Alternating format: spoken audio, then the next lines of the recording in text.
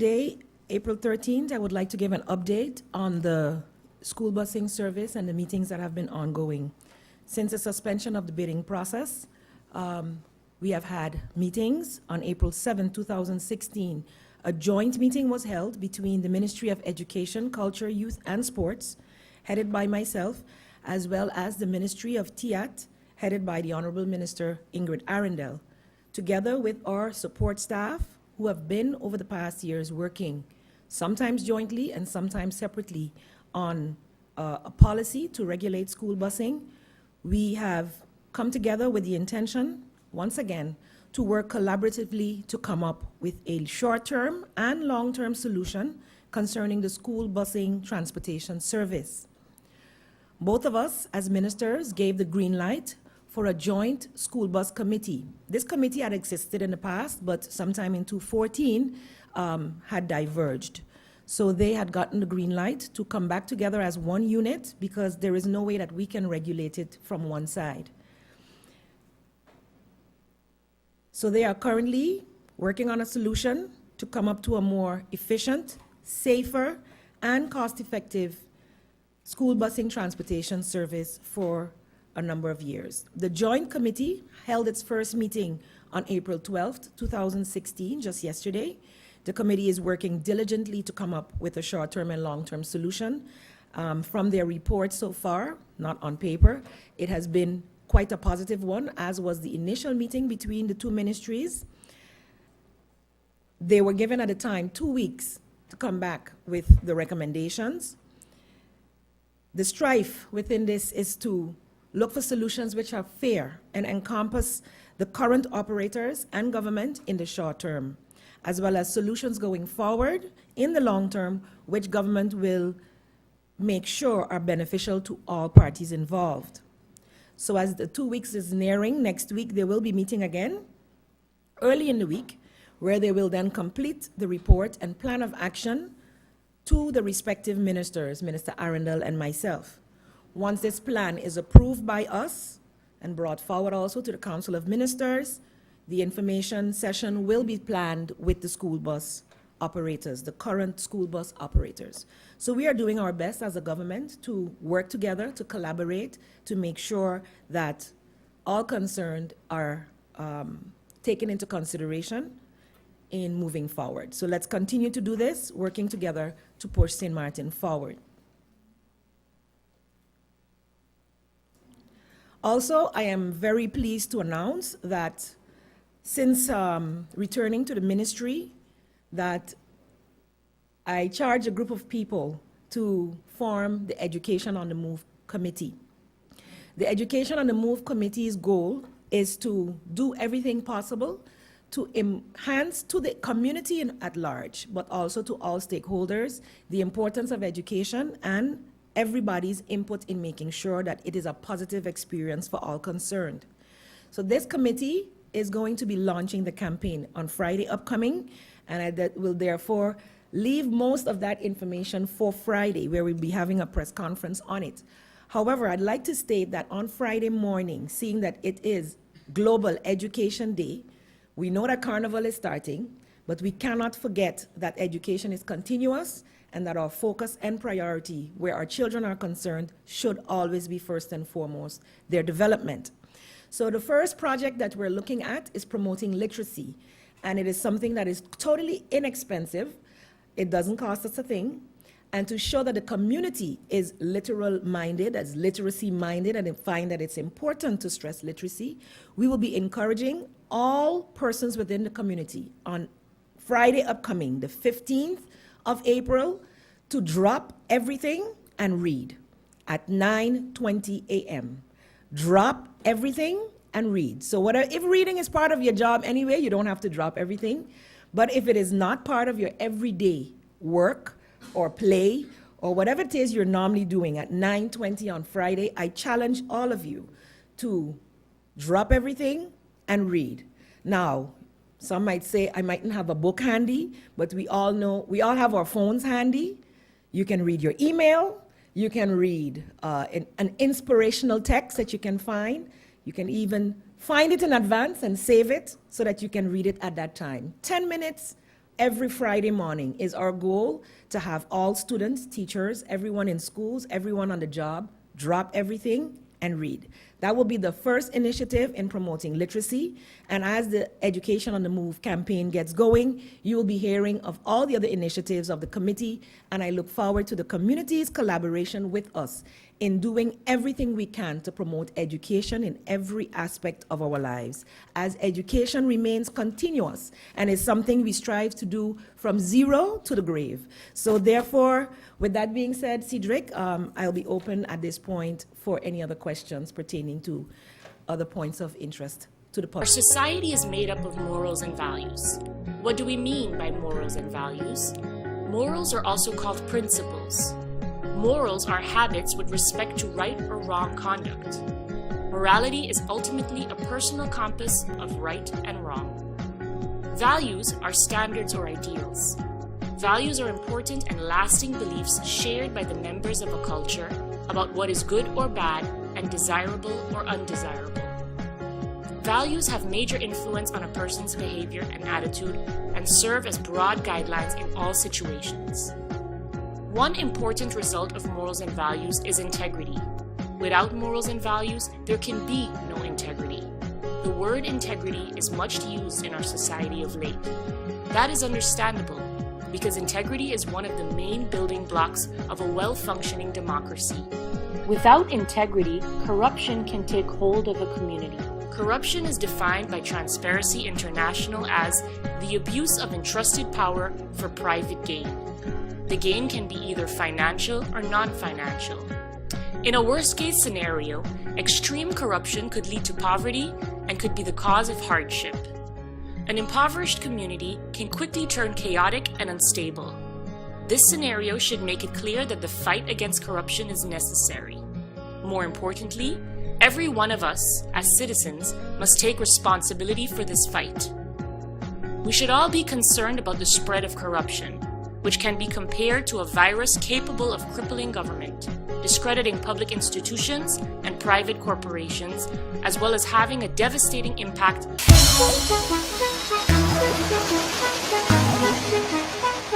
Yo! Great Music Studios.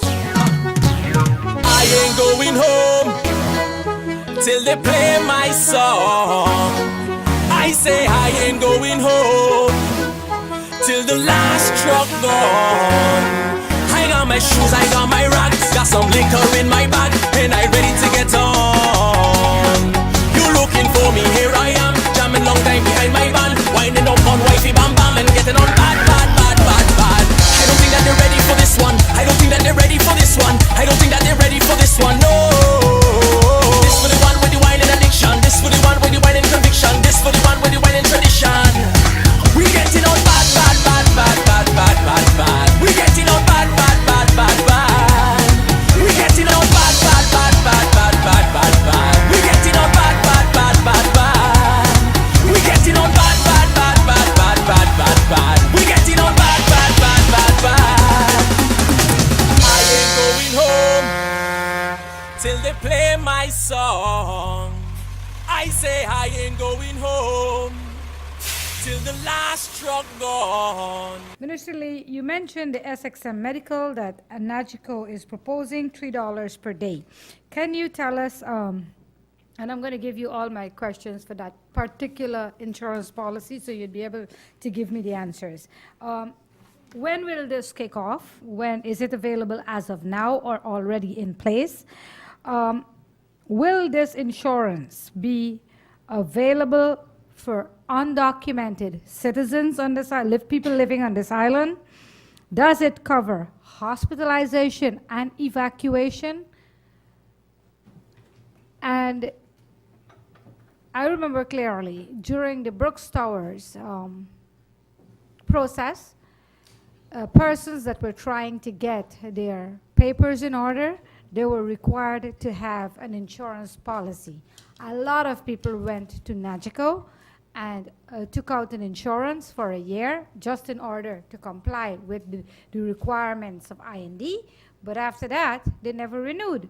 So where are we? Did you, during your meeting with Mr. Amjad, did you discuss that?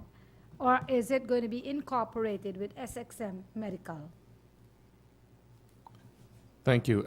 It's important to understand, regarding the premiums for the policy, they start as low as from less than $3 per day. But there's a whole range depending on your age, depending on if it's just yourself or with a spouse or with children. So there's different tariffs. So just to be clear, the starting less than $3 is for a particular age group. I forget exactly, the 30 to 45, something like that.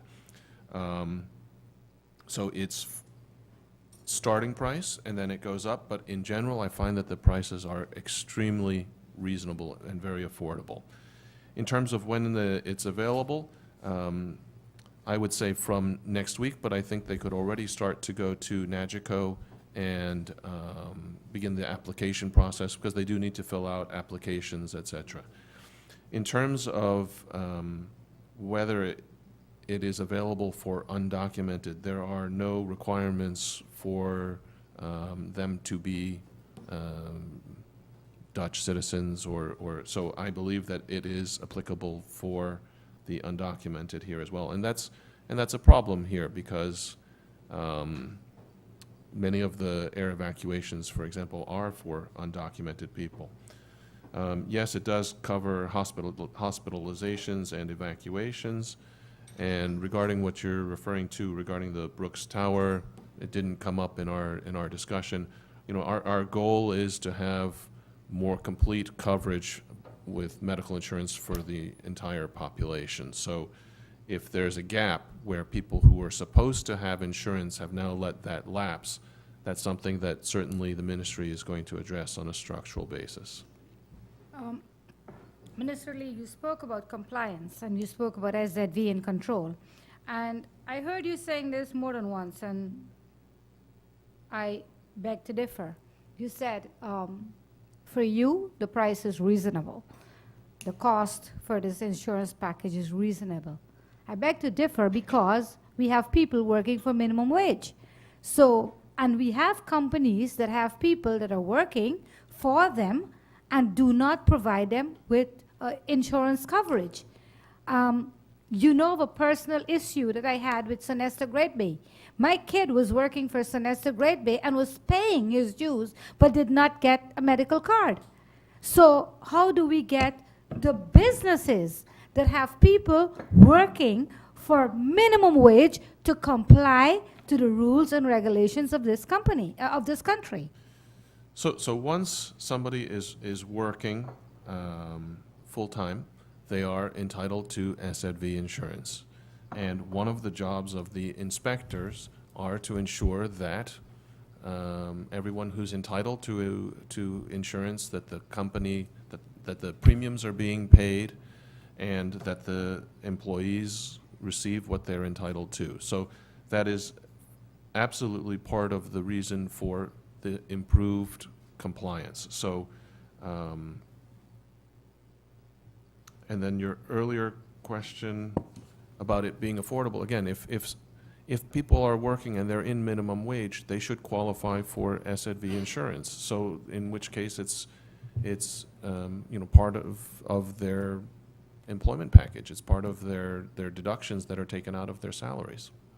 All right, as per SZV, there have been a number of complaints where people have been going there to get their medical card, and they've been given, in layman terms, a runaround.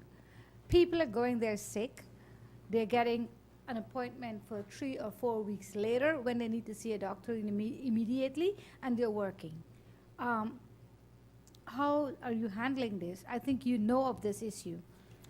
So as follow-up with my discussions with Columbia, there was a number of issues that I believe originate from St. Martin. So in other words, and again, you know, people stop me on the street all the time. A gentleman, a taxi driver, stopped me yesterday saying, you know, look, I'm supposed to go for heart surgery. I've gone to SZV. They say yes, but I can't get a confirmation in time.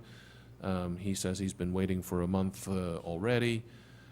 So the issues about how the whole approval and referral process on island, how that happens, is a topic that has my concern. As a matter of fact, I've scheduled a meeting with SZV this week on Thursday to understand exactly how the entire referral process is working and why. One of the most frequent complaints is the long approval time for when people need to be referred abroad, why that's taking so much time.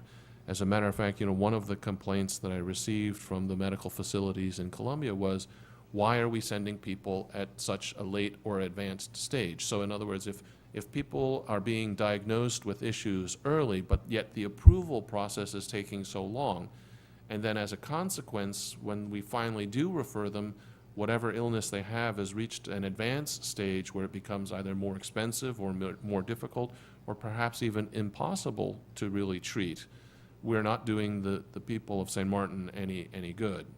So I'm reviewing the entire process, starting this week, to understand better how that process is going.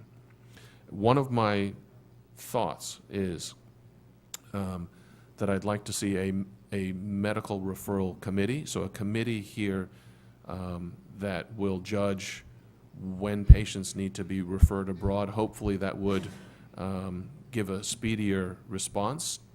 And the other thing I'm looking at is a separate committee for quality control for every referral as it goes abroad. When it comes back, a separate committee that reviews exactly what happened from start to finish from a medical quality perspective, both locally and abroad, right? How the patient was treated, and as well, obviously, as, did we manage our costs appropriately? Our society is made up of morals and values.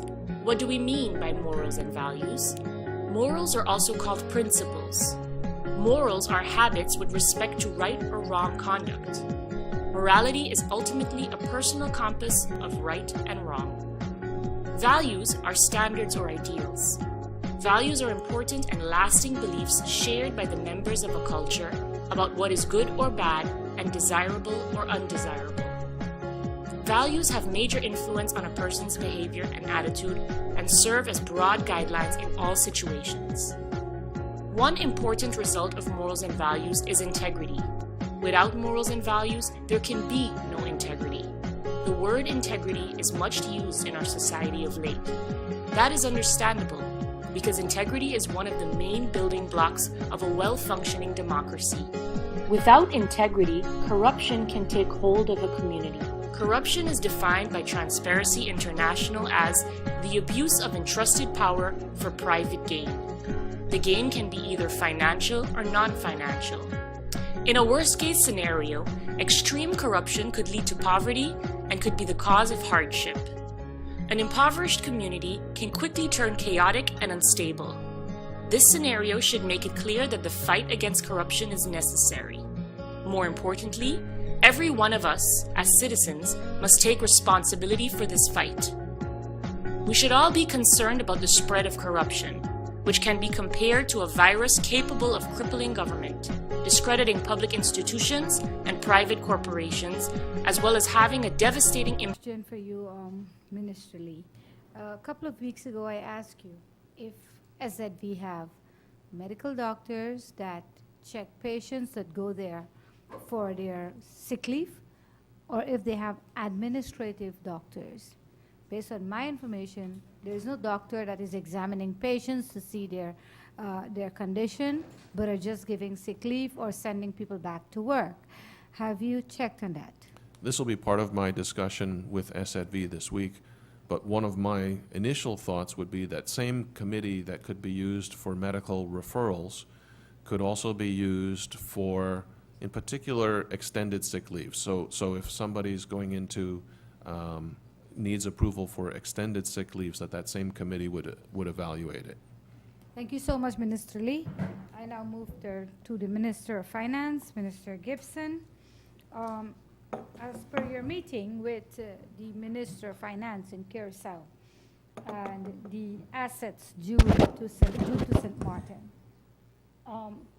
Can you tell me exactly the amount, and if this money, as according to the budget and the agreements that is you have with SZV and APS, will this money be going to these two entities in order to pay off our debts? No. The monies that you're trying to. No, I think the monies, as per agreement, that we derive from the settlement of the assets and the division of the assets of the Netherlands Antilles, that money is going to APS, not to the two entities, only to Okay. APS.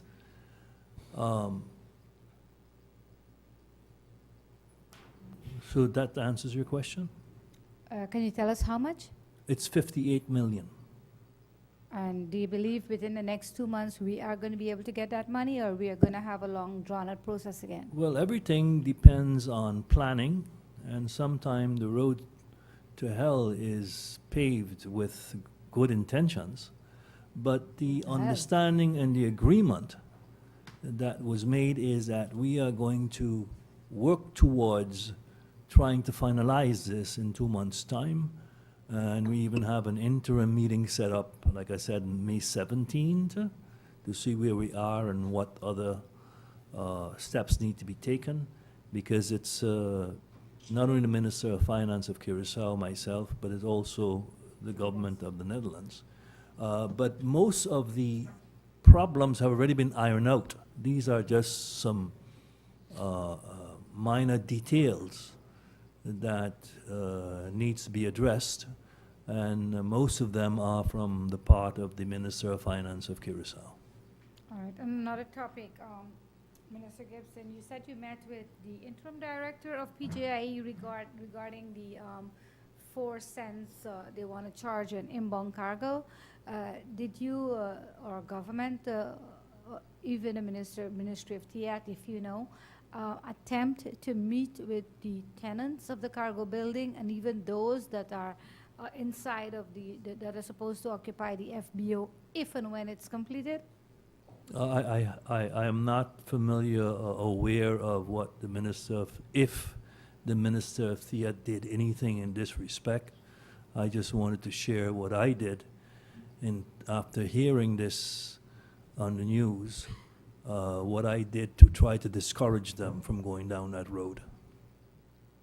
A couple of weeks ago, I asked you about the leased vehicles for the Ministry of Justice, and you were supposed to look into this. I also asked you separately about those vending machines that are in the government building.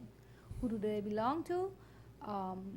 Who authorized those vending machines? A Coca-Cola in a Chinese shop is 75 cents. Downstairs is 150. It's double the price. Have you gotten any report back on the vehicles that I asked for? And are you checking into the vending machines and where the money is going? Yeah, I think that you also forgot me mentioning to you that this really does not fall under my ministry, and that you should really address this to the minister in charge of those areas, which is the Minister of General Affairs. At that time, I was deputizing for him, and I took the initial steps, but the follow-up as to what occurred after that, you need to address that with the Minister of General Affairs. As Deputy Prime Minister, you don't have any information on it? No, I'm only Deputy Prime Minister when the Prime Minister is off island. All right. Minister Jacob, Minister Jacob, as per the meeting that was held with the two ministries and the stakeholders with the school bus transportation, do you see that we will still have some kind of impasse, or is this going to be done smoothly if there's going to be a bidding process at the end of these meetings and discussions? Bibi, I think I clearly stated that we are awaiting the plan from the civil servants who have been working on these procedures for quite a while.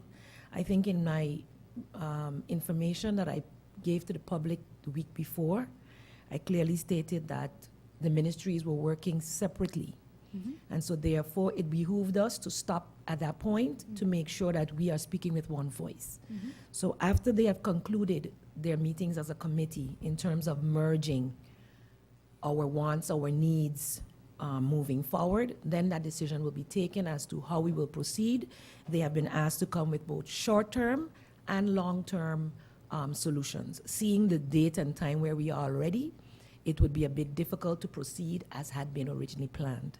So we are looking at a short-term solution and then for the long term. Thank So you, when ma'am. we know that, then I'll be able to share that with you and others concerned. Thank you, Minister Jacob. Minister Lee, I just remember I had another question for you. During the Central Bank Conference at Mahu, I understood at least 50% of the people there that attended that conference got the norovirus. And this reminds me of what happened with the other students that came in with the Hyacinth Richardson Foundation. Why was this not addressed? Why nobody sent out, if the inspectorate was called in, which I know they were called in, because a lot of people got sick with the norovirus at Mahu. Do we need to does the inspectorate need to take a closer look at what's going on at Mahu? When was this? During the Central Bank Conference, Which was when? I 2 think weeks ago. 2 weeks ago. This is the first time I'm hearing about it, so I'll look into it. But, my understanding was that it was resolved, so if there's persistent cases, then that certainly needs to be addressed, and I'll certainly bring it.